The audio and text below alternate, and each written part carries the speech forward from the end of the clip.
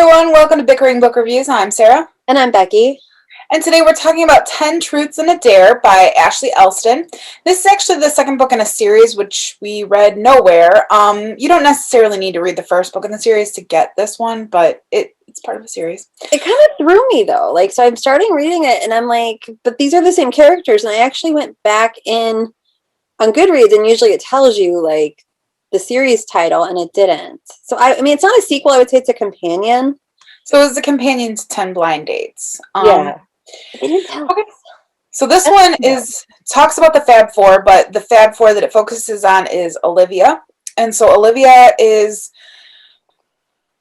she's your typical grade A good student, salutatorian, but it turns out that she took PE off campus, and the form that she needs signed to say that she completed these last few credit hours was never signed, never turned in. So she may not be graduating in a week. So she's determined to find her PE coach and get that form signed, only to find out that she was late a lot and she skipped classes a lot. And so she needs to make up those hours. And to do that, she's going to have to help out at a golf tournament. Now, she's trying to keep all of this a secret from basically everybody except the Fab Four because she doesn't want to be looked down upon. She doesn't want to hear the I told you so. She doesn't want to hear any of that. It's going to be a little harder than normal to keep this secret, not only because her parents are out of town. Her mom had her install this app that like tracks everywhere she goes. So like the mom knows, when she's at her grandma's house and when she's driving by the grocery store and all of that. So this week that she's going to be at the golf tournament, she's also supposed to be at all of these grad parties. It's like this tradition that they have. So her mom's going to know that she's not at the grad parties if she doesn't go. So what Olivia does is she gets the Fab Four to help her out, and they switch phones. And one of the Fab Four takes Olivia's phone to the party that she's supposed to be at, and Olivia takes their phone with her to the golf course.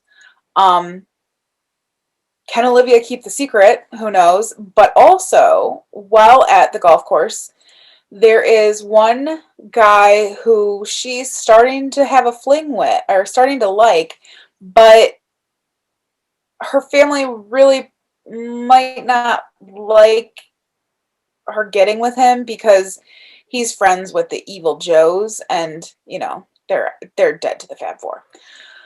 So it's all about sparks flying and if she can keep her secret. Because I didn't give any. There's no spoilers, right? Like we know this all up front. So and what I'm seeing a lot on Goodreads is people are saying that this story is very predictable, but I think I like the fact that it's predictable. Like it's a rom-com. Like you kind of know what you're getting yourself into, kind of from the get-go. And yes, it does use a lot of tropes as far as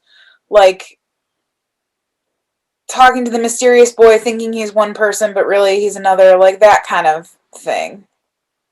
There's a lot of tropes involved.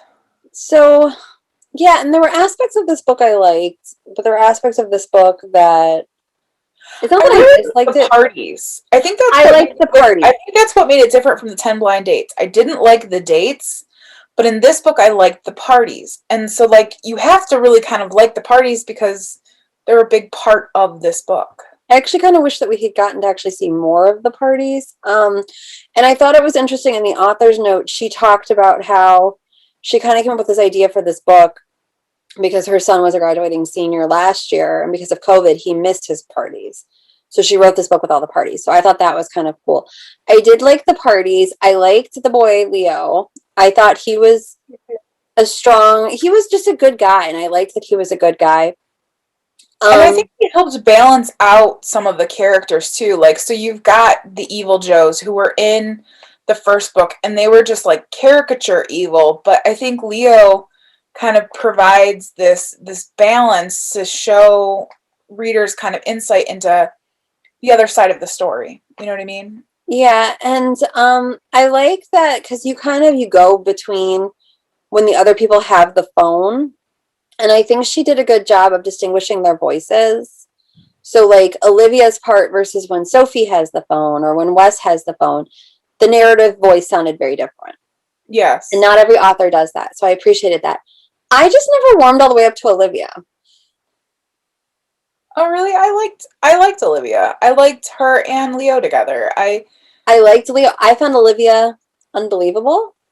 Really. Really. Really? You mean like Well, why? the whole premise? Like she got this close to graduation with everything else. I And believe it she though. Like I believe that certain things you slack off on, and it and happens. the Stuff like that level of happens. helicopter parents that her mom was, the mom. Okay, that was a bit unbelievable. Well, yeah, but and then so you got this helicopter parent mom. You have this type A girl to the point that it's almost painful, and she just happened to fail a class, and neither of them noticed. The school let it get that far, and there's a part where the teacher's like, "Well, I was going to talk to you, but you didn't come to class that day, and that was it. That you didn't send an email. There wasn't Okay. like an automatic generated email from the school." I don't know. I guess I just. And then I just felt like some of the stuff that Olivia was doing, like I didn't like being in her head. Oh. I mean, that's a good way to put it. But I like, mean, I just like the thought process that she had didn't work for me, and that's my problem because like the rest and like talking about it, the rest of the book worked really well. The settings were good, the parties were good. The parties, each party is original and it's not something I've seen before, so that was fun. yeah. Leo was a great main character, love interest, and YA books like this, half of the point of the book is the boy, and he was great. I enjoyed seeing Sophie and Wes again. I enjoyed Charlie. I enjoyed being in Charlie's head. Charlie's head is fun. But I never warmed up to Olivia, and that's what I think. And the book is so fast. Like this is a great book for Great that for fifth electric grade reading. girl who wants to read in the teen room Yeah. because they'll like it and it's fun and it's fast and there's really nothing bad in there. Which I think is the reason that the first book was such a big deal. Because I think it made the quick picks list.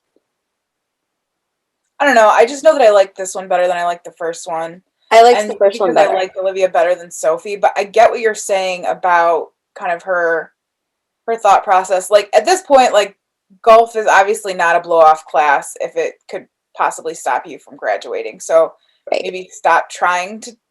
It doesn't make sense that if she's so type A, why wouldn't she read the rule book or why wouldn't she show up on time? Like why is she still like treating it like it's a blow off class? Well, and even a blow off class, you still have to go to. Yeah. So I just like that. So I guess like that fundamental part of the premise didn't work for me. All right, that's fair. But the rest of it, like that's it sounds horrible, but like I feel like Olivia is like 50% of the book because the narrative goes back and forth between different people. And like that 50%, I was just kind of like, but the rest of it I really enjoyed. That's fair. All right, well, I think we're probably at the point to rate it. Like, I don't think there's nothing else to say. So our rating scale goes from 5 unicorns down to 2 unicorns. If we don't like it, it is not magical, does not get a horn, and is therefore a horse. Where are you? I'm at a 3. Like I said, I greatly enjoyed like half of the book and only kind of liked Olivia. And I like this author. I've read a lot of stuff by her and I'm going to keep reading it. And actually she does some like mystery thrillers and she is very good at that. She's good at developing characters and she's good at developing settings. Yeah, I can agree with that. I'm at a 4. I really enjoyed the parties. I enjoyed the plot. I enjoyed just how fluffy it was. It was like cotton candy. It was awesome. It's dessert. So that's where we are on 10 Truths and a Dare by Ashley Elston. So we'll see you around. Bye.